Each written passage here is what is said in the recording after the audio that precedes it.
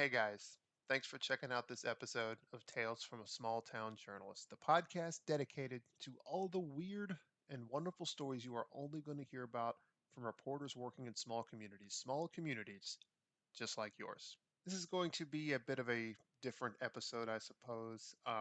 The original plan, this is actually the third anniversary of this podcast. Been doing this going on 3 years now. We're starting up on our fourth as of this episode. It's kind of crazy to think it's gone on this long that I've managed to keep this going.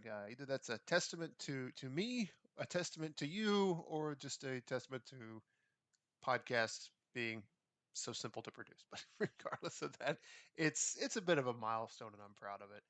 And I had uh, a plan to make this a unique episode.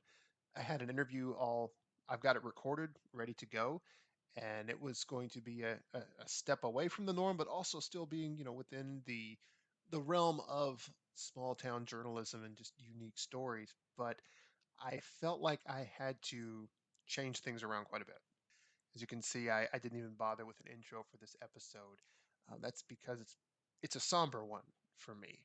I'm sure everybody out there is familiar with the what's been referred to in some circles as the quad state tornado, the F4 category twister that chewed its way through four different states, killed so many people, and just left untold devastation in its wake.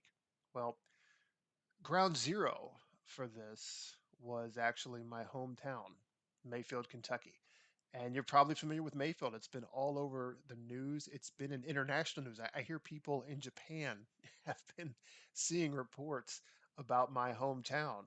And it's one of the things I learned growing up is you don't want your town to end up in national news because if it is, it's usually something bad.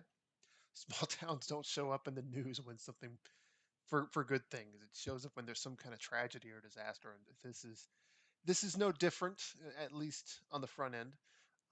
It was pretty rough, and I was actually there. Of all the days that we could have picked to go visit my parents who still live there, we went on the night that this happened. We knew that there were storms in the forecast, but we didn't know how bad it was until a few hours before. So it was a surreal experience. My parents' homes was spared narrowly, but it was spared. The rest of the town, of course, was not nearly as lucky. But we spent that whole night without power, just in the dark. And in the moments leading up to it, we watched reports from the local meteorologist, and we could just see it. You could hear it in their voices, and you could see it in their faces, in their eyes. These guys were legitimately frightened. I'd never seen meteorologists behave that way. I'd seen them, they're always all business when they report forecasts of what's coming. But on that night, there was definite fear in what they were saying. Like they pointed out this, I distinctly remember this. One of them pointed at this splotch on the map. It was this big blue glob, and he said, that's the tornado. That's how big this thing was. It was big enough that it was showing up on their radar as it chewed up the landscape.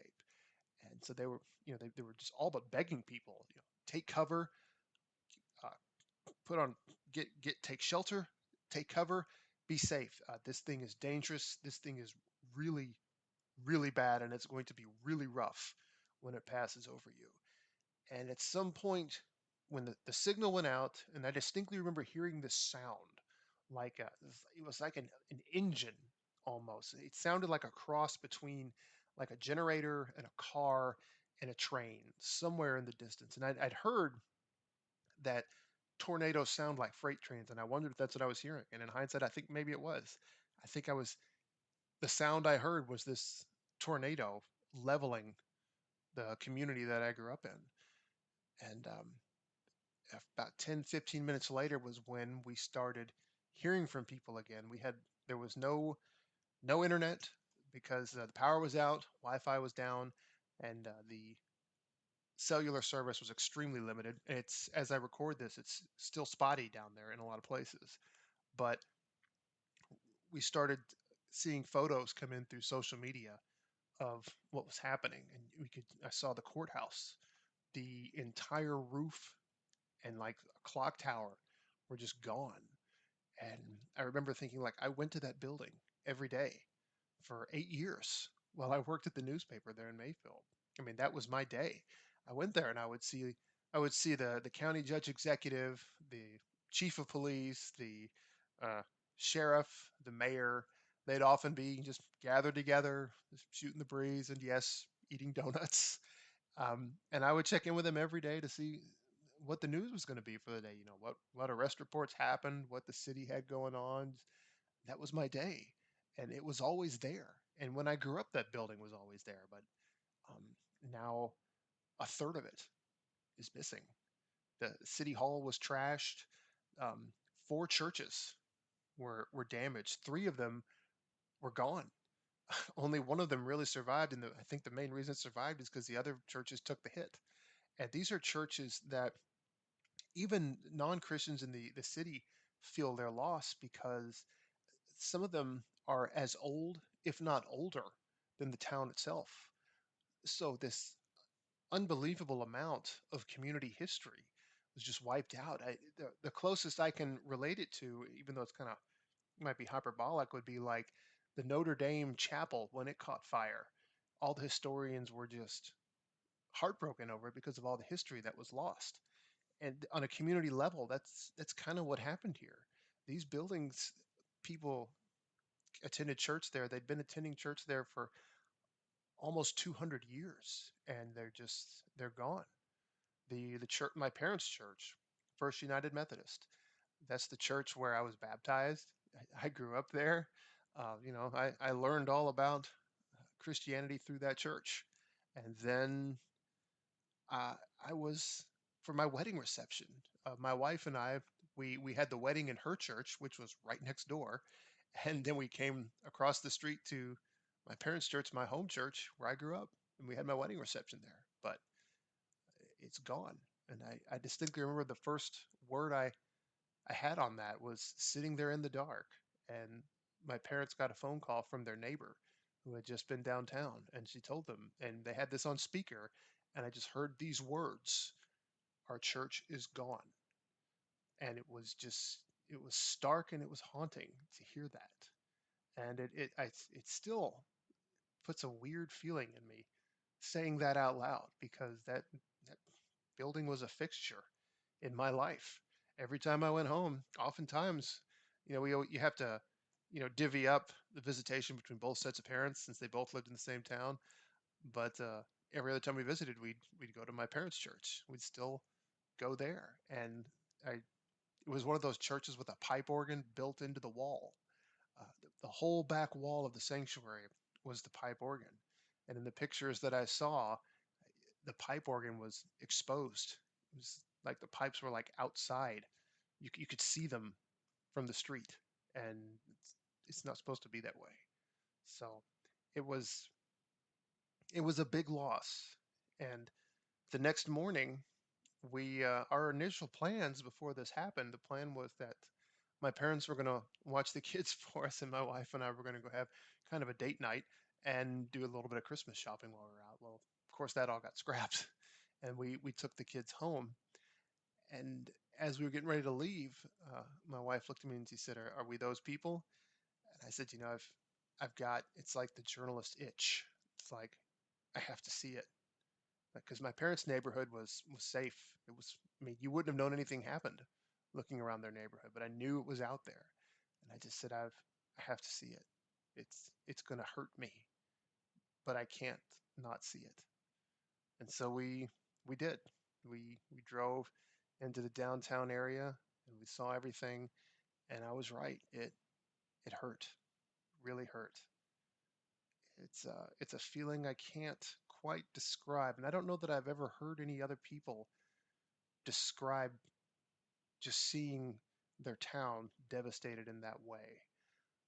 I've heard people talk about losing their homes, and I've seen people lose their homes on the job. I lost count how many people I talked to whose homes were destroyed in a fire or even by a tornado because there were smaller tornadoes that went through, but I'd never witnessed anything like that. I'd never seen something that just erased a community the way this thing did. And yeah, it was devastating, and it hurt. And in the days that followed, I kept trying to find things that I could do to help, and I was able to take down some supplies. It felt meaningless doing it. It's like I have to do something. And I would tell people, if there's anything you can do that I can assist with, let me know. Um, I don't know how much I can commit to since I now live in Clarksville, Tennessee, so far away, but I'm close enough that I can get back there and I can make arrangements to make it happen. So just tell me, what can I do to be on the ground rather than just throwing supplies at you and walking away? Because it feels like all I'm doing, like my hometown is wounded, and all I can do is stand by and watch it suffer. It's just like I want to do more, um, and it's been tough to watch, and I almost feel guilty for being so hurt by this because my town that I live in now, Clarksville, was relatively unscathed. I mean, there was some wind damage here and there, and I've seen some downed tree limbs. I think I even saw one tree near the town uprooted. And I know right next door to our town, Fort Campbell, had a tornado touch down, a much smaller one, but I mean, that did its share of damage.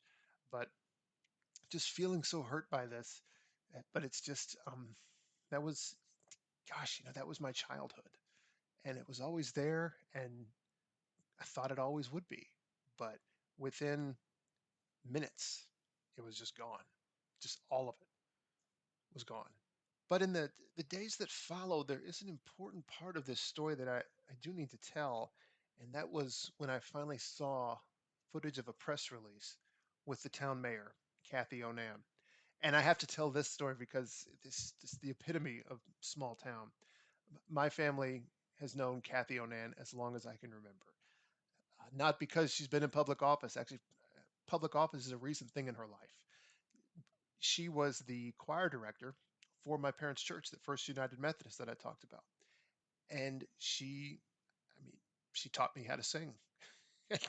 I don't sing well, and that's a comment on my own talents, not hers. But she's the one who I learned all this from. And I distinctly remember one time when the choir was singing in front of the church, and she wanted us to smile. And I guess we weren't smiling enough to suit her. And she told us, I'm going to find a way to make you smile. And we didn't realize what she was going to do, but she had this like silly little cartoonish looking pig mask that anytime she wanted us to smile, and she's sitting right there in front of the whole congregation doing this, she throws on this pig mask. And of course, you can't help but laugh at this. And she did that 3 or 4 times throughout that. And she always had this kind of mischievous smile on her face just before she did it. And, later on, she also taught history at Mayfield High School. So she taught my class history.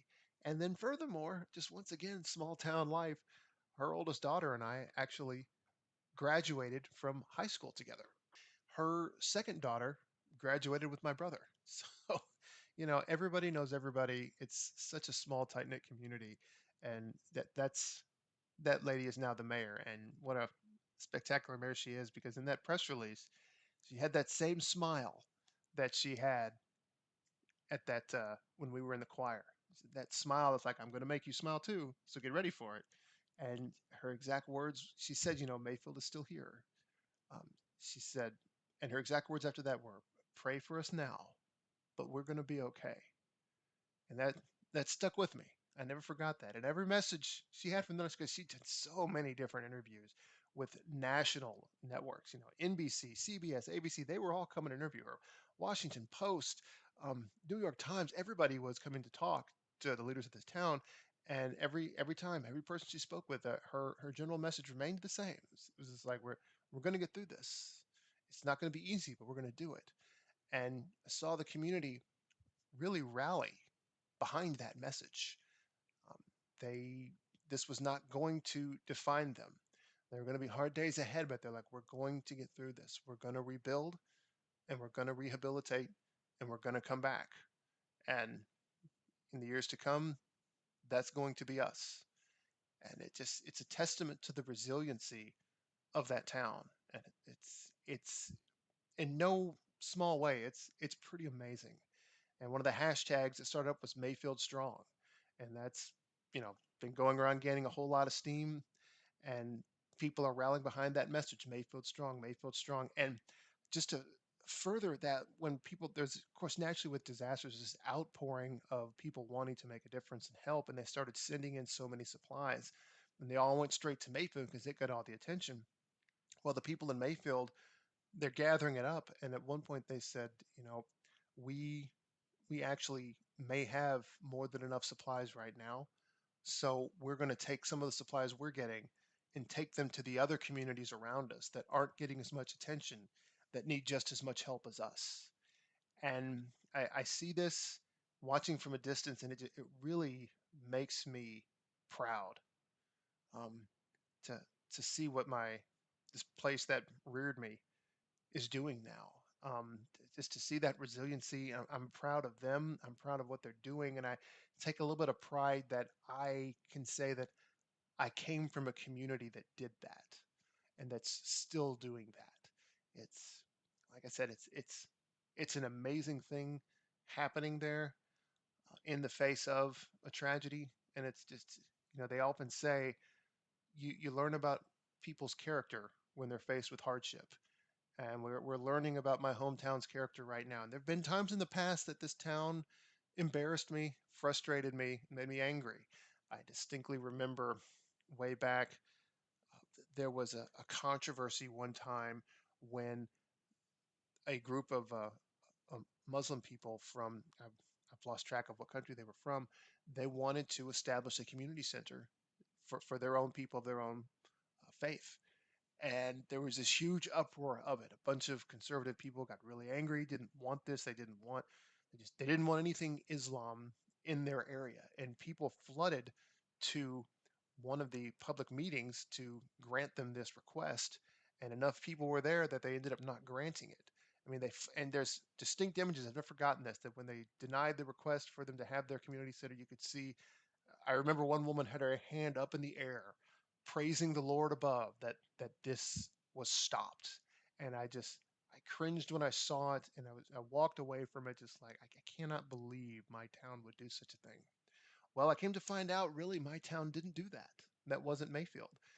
It turned out that everybody who flooded that meeting, most of them were not even from Mayfield. In fact, apart from myself, the people on that board, and the other handful of local radio journalists, nobody in that room was from Mayfield. They were from the far reaches of the counties, neighboring towns, and they decided to come in and crash this party, so to speak.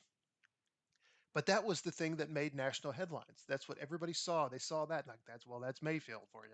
Well, it wasn't. That wasn't Mayfield, because in the weeks that followed, there was another city council meeting, and people from Mayfield, a handful of them showed up that time with a petition signed by hundreds of people. This time, people really from Mayfield.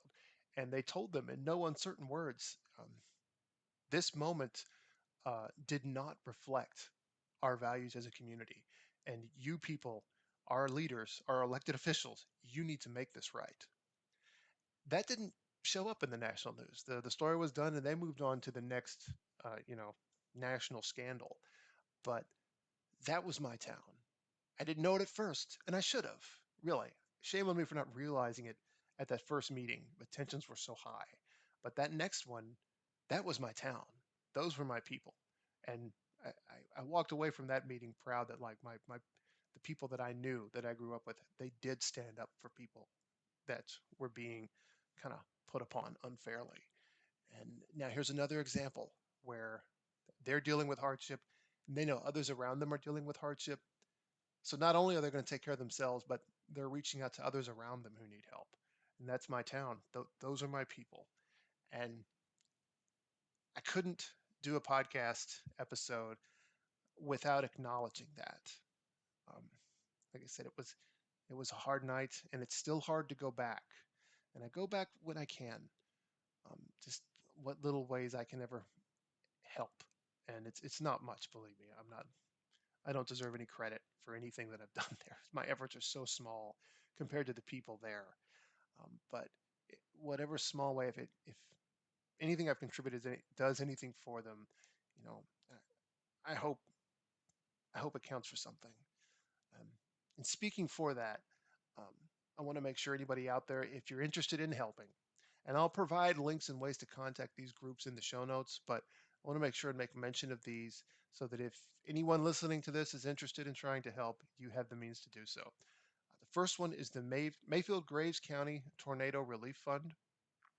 Then there's Team Western Kentucky Tornado Relief Fund. Then there's Midwest U.S. Tornado Relief Fund. And last, there's International Medical Corps.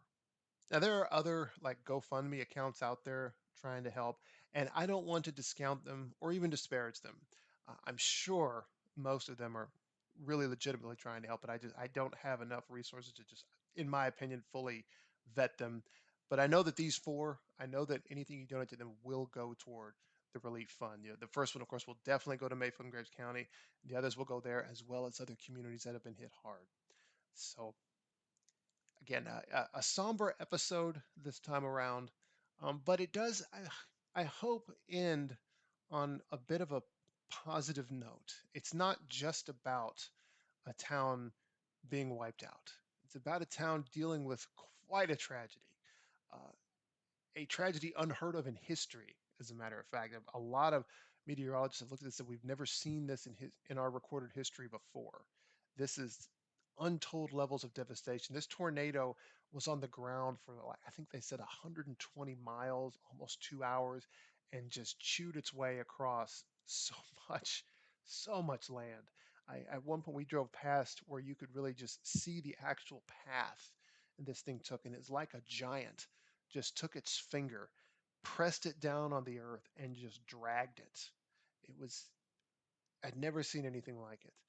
And, in the face of that and in the aftermath of that, I'm just proud to see my town rising back up. And in addition to rebounding, using it as an opportunity to also help others around them. Like I look at that, it's like those are my people. I may not live in Mayfield anymore. I live in Clarksville, and I love Clarksville, and I always talk positively about it to people. But Mayfield, I grew up there, and it will always be home for me. And so I'm just proud to see my home um, doing what it can to make sure that this tragedy is not what defines it. What's going to define them is their strength. So those are my people, and I'm proud of them. I'm proud to know them, and I'm proud that I can say that I'm a product of them. So I hope that in my days ahead, I reflect well on that community that brought me into this world.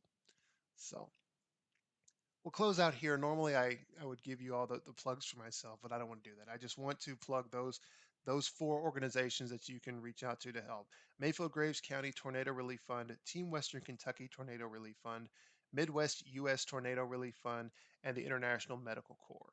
Like I said, the links for that's going to be in the show notes. If you want to contribute in any way, even if it's just $1, that helps. So if you can, uh, throw your assistance out there. Definitely be appreciated, and it's just a good deed. But anyway, so in closing, thanks for listening, and so keep reading, keep listening. Thanks.